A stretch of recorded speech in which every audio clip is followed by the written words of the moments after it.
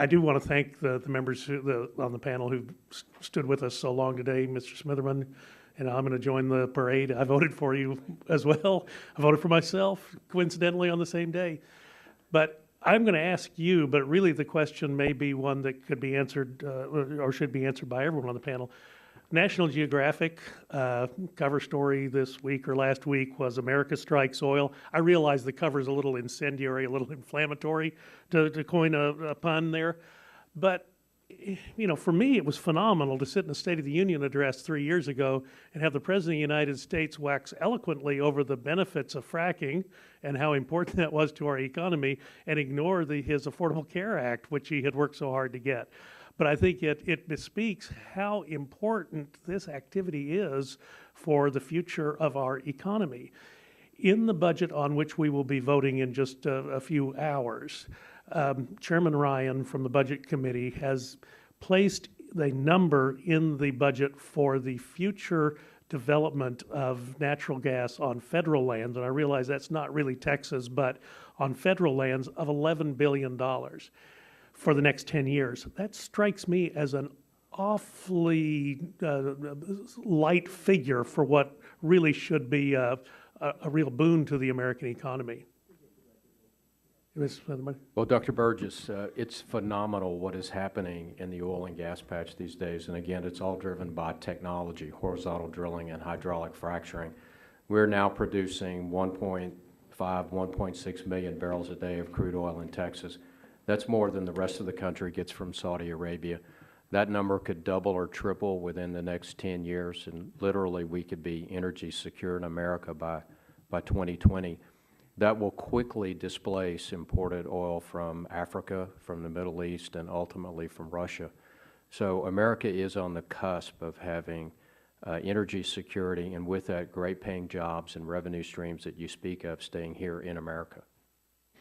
Does anyone else on the panel have a feeling as to whether or not that $11 billion figure from oil and gas produced on federal lands, does that seem high, low, or just about right? Let me just add, this biennium in Texas, oil and gas severance taxes will be over $7 billion just from Texas private lands. So that seems to me like a low number. Is that $7 billion for 1 year or for 10 years? For the biennium, for 2 years. For 2 years, okay. Does anyone else have a sense as $11 billion high, low, or? And again, that's a 10-year figure that's calculated in our budget. I rather think those numbers will be much more robust. Ms. Smitherman, you're correct to point out, and I'm in absolute agreement that Texas is unique unto itself. There are aspects of the Texas oil and gas production that are unique to Texas because of our geology. And the efforts at the Environmental Protection Agency to write rules for the entire country, recognizing that Mr. Epple's home state of Colorado is vastly different geologically from our home state of Texas. Do you have a feeling as to where those regulations should be written and enforced? Is it at the state level or is it the federal level? Certainly, we believe at the state level.